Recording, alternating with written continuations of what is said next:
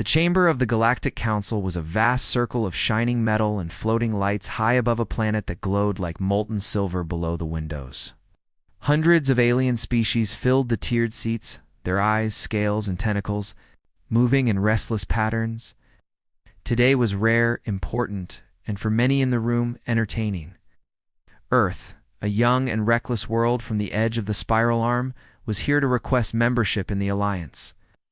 Most of the council members did not believe the humans deserved even to stand in this room. They had heard the stories of endless wars, violent history, and strange bravery that looked more like madness to the rest of the galaxy. The moment Ambassador Holt entered the chamber, the laughter began. It was not hidden or polite. It was loud, mocking, and full of scorn. Some of the taller reptilian delegates leaned to each other, whispering jokes. A floating jelly-like creature rippled its body in a way that meant amusement in its language. Even the council guards exchanged smirks. The human walked with calm, steady steps across the polished floor. His uniform was plain dark cloth with the small emblem of Earth's flag on the chest. He did not look like a warrior, not like a scientist, not even like a politician. He looked like someone's patient grandfather who had taken the wrong turn and ended up in a place he did not belong. The laughter grew as he reached the center of the circle, where a single speaking platform waited. The council's high speaker, a towering figure with 4 insect-like eyes, tapped the translation device on the desk and spoke in a deep, echoing voice. Representative of Earth, you have one chance to prove why your world should not be refused or removed. The pause after the last word was deliberate. The threat was clear. Holt glanced around the room, his gaze moving slowly from one alien to another, and many of them were smiling in the way predators do when they believe the hunt is already over. He rested both hands on the edge of the platform and leaned forward just slightly, as if speaking to an intimate group instead of a galaxy's worth of enemies. No one expected him to win their respect. Some expected him to beg. Others thought he might try to bargain. Few expected a proud speech full of empty promises about peace and cooperation. Holt did none of these things. Instead, he allowed the silence to stretch until the laughter faded and the rustling of bodies slowed. Then he smiled. It was not the polite smile of a diplomat. It was small and sharp, the kind of smile that made the closest observers shift uncomfortably without knowing why. If you think we are dangerous now, he said softly, imagine us afraid. The words were simple, carried perfectly by the translators into hundreds of languages at once. The reaction was not immediate laughter this time. It was a strange ripple, like a wind moving across a still lake. Some leaned forward, as if they had not heard correctly. Others frowned, their alien features twisting in thought. One delegate from a species known for their war fleets stopped breathing for a full 3 seconds. A low hum of whispering voices filled the chamber. The high speaker's eyes narrowed. Explain. Holt said nothing, simply kept looking at them, letting the weight of the sentence sink deeper. In his silence, the words became heavier, more dangerous. The chamber that had laughed minutes ago now felt colder, tighter, as if something unseen had entered the room. Deep in the council's archives, sealed records stirred in the minds of the older members records they had promised never to show. And still, Holt waited, as if daring them to remember exactly why humanity's fear might be the last thing the galaxy would ever want to see. Earlier that day, before the council session began, Ambassador Holt had arrived at the massive station that hung like a steel crown in orbit above the council's homeworld. The docking bay was alive with movement shuttles gliding in and out, alien guards in armor that gleamed under the white lights, and officials moving with the stiff pride of those who believed they belonged to the most important place in the galaxy. Holt stepped off the shuttle, carrying nothing but a slim case and the calm expression of a man who had already made peace with whatever was about to happen. His assistant, a young officer named Leanne, hurried after him with a worried look. "Sir, they've already made up their minds," she whispered as they passed through the security gates. "The private vote was taken yesterday. Earth was rejected. Only reason they're letting you speak is tradition." Holt glanced at her without slowing his pace. "Then they'll hear me anyway." Leon's voice lowered even more. "They don't just want to reject us, sir. There's talk. that they might classify Earth as a high-threat species. That would mean eradication, Holt finished for her, his tone so even it made her stop talking. Yes, I know. The corridors leading to the council chamber were long and made of a strange crystal material that caught the light in shifting colors, was meant to impress visitors, to make them feel small before the weight of galactic authority. Holt walked through them as if they were any hallway back on Earth. The alien guards stationed at each corner looked him over with curiosity, some with open disdain. To them, humans were little more than an experiment gone wrong, a species that had learned technology too quickly and used it mostly to fight itself. When Holt finally stepped into the chamber, the sound hit him first. Hundreds of voices, laughs, and sharp clicks of alien languages filled the air. The council's seats curved upward like an arena, and in the center was the small speaking platform, a single circle of metal in the open floor. Every delegate had a perfect view of whoever stood there. Every laugh seemed louder when directed. Down into that space, Holt walked into it without looking up. He placed his hands lightly on the podium's edge, not gripping, just resting. The high speaker addressed him with the formality required by tradition, but his voice held no warmth. You are permitted one statement to defend your world's request for membership. The council will not accept negotiations. You will speak, and we will decide. Understand that we have little patience for games. Holt let the alien's words fade into the silence. He raised his head slowly, scanning the crowd. He could see the smiles, the smirks, the mocking glances passed between those who thought humans could be nothing more than trouble. Then, without raising his voice, without leaning forward, he gave them his single statement. If you think we are dangerous now, he said, imagine us afraid. The translators whispered it into 100 languages at once. The reaction was strange, half confusion, half unease. Delegates who had been leaning back suddenly straightened. A few spoke quietly to their aides. The high speaker's eyes narrowed. Explain. Holt's reply was not in words. Simply watch them, his calm gaze moving from one species to another. The silence stretched until it felt heavy in the air. Somewhere in the upper tiers, an older delegate's expression shifted. From amusement to something colder, a faint recognition.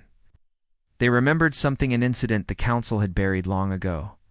The murmur in the room grew louder. One of the larger reptilian delegates stood and addressed the high speaker. We should see the record, he said, his voice rough like stone breaking.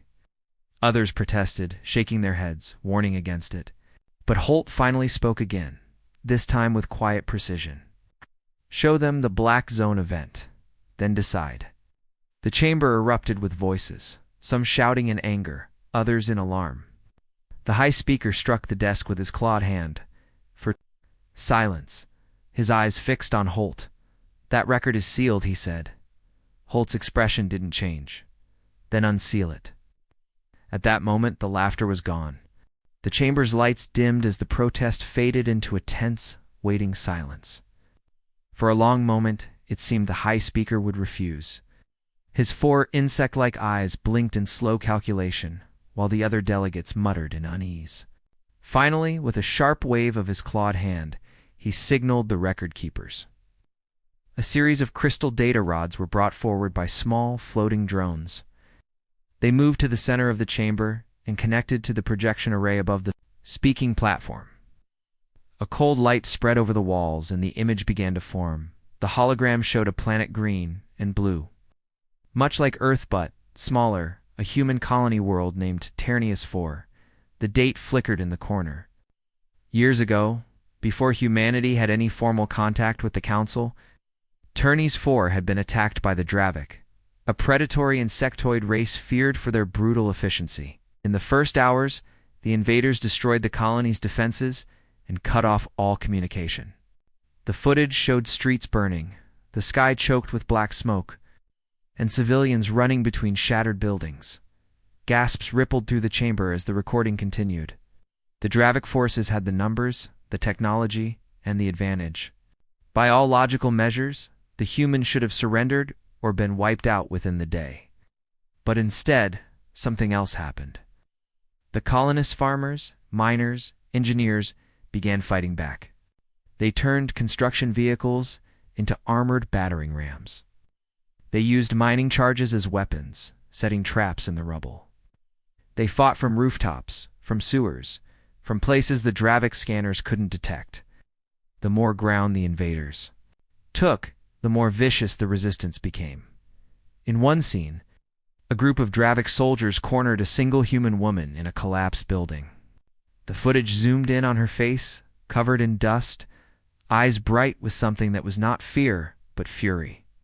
She pulled the pin on a mining charge, smiling at the soldiers. The explosion took out half a city block. In another, the colonists broke into the Dravik supply depot and turned the enemy's own weapons against them. The image of Dravik fleeing under fire from human-held cannons sent a visible shiver through some delegates. The battle lasted 7 days. On the 8th, the Dravik fleet abandoned orbit without warning, leaving the planet scarred but alive. Final frame of the footage was a translation of the message. The Dravik broadcasts as they retreated, "Never let them feel cornered," when the lights came back up. The chamber was silent except for the faint hum of the projection system powering down. Many delegates avoided looking at each other. A few leaned close to whisper in hurried, low voices. The High Speaker's gaze was fixed on Holt. "This," he said slowly, "was never meant for public record." Holt's voice was quiet but carried easily. "I know. You sealed it because you understood what it meant. You thought you could hide the truth from the rest of the galaxy, but here it is, for everyone to see. We are not dangerous because we fight. We are dangerous because we do not stop." A deep, uneasy murmur swept the room. Some of the older members shifted uncomfortably in their seats, and a few of the more cautious ones began to realize. The mockery they had shown minutes ago might have been a mistake they would regret. But others, especially the ones who had always feared humanity, were now certain. If humans could do this without ships, without allies, without advanced weapons, then they could never be trusted to join the council. And as the whispers grew louder, the High Speaker leaned forward and said, "Then perhaps we should settle this now." The words from the High Speaker settled over the chamber like a shadow. Delegates who moments ago were whispering now straightened, their eyes fixed on the center of the room. Some nodded in grim agreement, while others looked uneasy, sensing that things were moving toward something far more dangerous than a simple rejection vote. Holt stood silently, hands still resting lightly on the podium. His calm presence a sharp contrast to the tension rising around him. From the far side of the chamber, a tall, silver-skinned alien named Varish, known as one of the council's historians, rose slowly. His voice was calm, but carried an edge of warning. "Most species," he began, when cornered, "look for escape. They negotiate, they surrender, they retreat to survive another day. This has been the law of survival for thousands of civilizations." His silver eyes turned toward Holt. "But humans do something else. You adapt instantly. You abandon your own rules. You take actions that other species would call madness, and you do it without hesitation. That is why the Dravik left. They did not understand Yuan. They feared what they could not predict." A low ripple of agreement passed through the older members of the council, but others, more hostile, were not moved. One heavy-set delegate with tusks jutting from his jaw slammed his fist against the table. "Exactly why they must be stopped before they are given more power," he growled. "If this is what they do when afraid, then they are a weapon we cannot control." Holt's eyes flicked toward the tusked alien, then back to the High Speaker. "You think fear is something you can control in others?" he said. "But fear is a mirror. Show us yours, and you'll see ours reflected back sharper." The words made several delegates shift uncomfortably, and a few avoided meeting his gaze. To press his point, Holt began to tell another story not from the archives, but from his own memory. He described a crippled human ship, the Morrow's End, stranded deep in hostile territory, surrounded by enemy cruisers. With no chance of rescue, the crew had one option left. They overloaded their own reactors and rammed the nearest enemy vessel, triggering a chain of explosions that wiped out the entire pursuing fleet. Every human on board died. Not one of them hesitated. The chamber was utterly still as Holt finished. The historian Varish spoke again, softer this time. No other known species would do such a thing willingly, and that is why humanity is different. His words were meant as explanation, but they only deepened the divide in the room. The High Speaker's eyes moved from one delegate to another, reading the room. Finally, he spoke. The Council will decide your world's fate, not by history alone, but by proof. We will see what humanity does when tested in real time. Holt's expression didn't change. Name the test. A thin smile spread across the High Speaker's face. A survival trial. 1 hour. Simulated combat. No allies. No help. You will face odds no species has ever overcome. Whispers broke out instantly, the word no-win repeated in dozens of languages. Everyone knew what this meant. The trial was a spectacle, public way to prove that the target species was unfit to join, usually ending in humiliation or death. But Holt didn't flinch. Fine, he said simply. But I'll only need 3 people. That made the room erupt in laughter again. Some delegates leaned forward, eager to see this tiny group fail. Others exchanged puzzled looks, wondering why Holt wasn't sending an army, or the best soldiers Earth had. The High Speaker only nodded. Then prepare yourself, human. Your trial begins tomorrow. Holt stepped away from the podium, walking back toward the chamber doors. As he passed the rows of watching delegates, a few called out taunts. He didn't answer. But to those who were watching closely, there was something in his walk, not defiance, not arrogance, but the quiet certainty of a man who already knew what tomorrow's outcome would be. The next day, the simulation chamber was prepared. It was an enormous dome of shifting holographic walls and adaptable terrain, designed to mimic any environment in the galaxy. Thousands of council spectators filled the upper seats behind transparent barriers, eager to watch humanity fail. The chamber floor shimmered as the first environment loaded an open wasteland of jagged black rock, dotted with steaming pits that hissed like the breath of some unseen predator. Ambassador Holt stood at the edge of the arena, flanked by only 3 people. To the aliens watching, they seemed unremarkable. One was a short, wiry woman with calm eyes named Sergeant Vega. The second, a tall, broad man with scars on his knuckles, Corporal Daner. And the third, a quiet young technician named Arun who didn't even carry a weapon. No armor, no heavy gear, just light packs and simple rifles. Many delegates laughed openly at the sight. The High Speaker's voice filled the arena. Survive for 1 hour. Your opponents will be unrelenting. If any of you die, the trial is over, and your world will be rejected. The ground trembled. From the far horizon, the enemy appeared, towering insectoid beasts mixed with fast-moving machines bristling with weapons. The simulation had been designed for overwhelming force, and the aliens in the stands knew that even their own elite teams had failed this scenario. The moment the timer began, Holt gave a single nod. Vega and Danner moved instantly not toward cover, but toward the enemy. Arun sprinted in the opposite direction, heading straight for one of the steaming pits. Spectators frowned in confusion. The humans weren't taking defensive positions. Vega and Danner fired not at the largest enemies, but at their own feet, kicking up black rock dust into the air. The creatures roared and slowed, their vision clouded.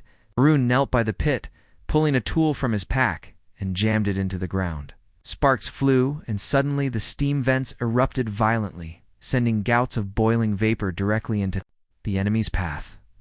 The council murmured in surprise. No other team had ever used the environment this way. But it didn't stop there. Vega deliberately allowed one of the machine beasts to chase her toward a cliff. At the last moment, she dropped, low, rolling under its legs. The creature's momentum carried it over the edge, slamming into a cluster of its own allies below. Danner charged into another machine, slamming a scavenged metal plate into its sensors. Blinding it, Arun's work was more subtle, but deadly. He was hacking into the simulation's terrain system, causing the ground itself to shift under the enemy's feet. Pits opened where there had been solid rock seconds before. By the halfway mark, humans weren't just surviving, they were dismantling the simulation's design. Delegates began to lean forward in their seats. The laughter had stopped. A few whispered in alarm as they watched the humans turn enemy. Weapons against them, Vega prying a plasma cannon from a fallen machine, Danner using a captured shield generator to block incoming fire. Even the environmental hazards meant to trap them were turned into tools. With 15 minutes left, the enemy forces thinned, not because the simulation ended them, but because the humans had destroyed most of them. Arun called out, 32 minutes, and Holt raised his hand. End it. The council looked confused. The humans could have kept going, but instead they stood down. Holt faced the high speaker. We've made our point. We don't need an hour. The timer froze. At 32-14, the silence in the chamber was heavier than any laughter had been. Delegates stared at the numbers, understanding exactly what it meant humanity hadn't just passed the no-win trial. They'd beaten it in barely half the time. Holt turned to his team. Let's go. Together, the four of them walked calmly toward the exit, leaving behind an arena full of 1,000 eyes, none of which held mockery anymore. The council chamber was silent when Holt and his three companions returned from the simulation arena. The great circular hall, that had once been full of laughter, now seemed smaller, heavier, as if the very air had thickened. Delegates who had jeered only a day before now avoided Holt's gaze. Others watched him with a new kind of focus, not curiosity, not disdain, but the careful attention one gives to a dangerous storm cloud on the horizon. The high speaker sat motionless, his four insect-like eyes fixed on the human standing before him. You completed the trial in 32 minutes, he said slowly, as if testing the words. No species in recorded history has ever passed, let alone in less than half the time, and you did it with only 3 others. His voice carried no mockery now. Why? Holt did not answer immediately. He let the silence grow, the way he had on the first day. Then he stepped forward, his voice calm and clear. Because we don't join things to be protected. We join to stand beside you, if you mock us again. His eyes swept the chamber, meeting alien gaze after alien gaze. Remember, we are still holding back. The translator's voice echoed his words across the chamber in 100 languages. A ripple of unease moved through the seats. Some delegates glanced at each other with the same unspoken thought. This was humanity holding back. Then what would it look like if they stopped? The high speaker tapped his clawed fingers on the desk. The council will vote. The lights shifted, and a ring of symbols flared above each delegate's seat, green for approval, red for rejection. Slowly, one by one, the greens began to appear. A few stubborn reds remained, but they were drowned by the majority. Moments later, the central display showed the result. Earth admitted to the alliance. The formal announcement was met not with applause, but with a strange, uneasy quiet. Everyone knew what had just happened was more than a simple acceptance. It was the opening of a door that could never be closed again. Holt inclined his head to the high speaker in acknowledgement, then turned and walked toward the great doors of the chamber. His companions followed close behind, silent but steady. As he passed the rows of alien delegates, some shifted away from the edge of their seats, making space without realizing they were doing it. Others held his gaze only for a second before looking down. At the doorway, Holt paused for a fraction of a moment, glancing back at the grand hall. A faint smile touched his lips, not the smile of victory, but the quiet satisfaction of a man who had said exactly what he meant and been understood. Then he stepped through, the doors closing behind him with a low, final thud. Long after he was gone, the chamber remained hushed. Somewhere in the upper tiers, a delegate spoke to another in a low voice. We let them in. The other replied without looking up. No, they let themselves in.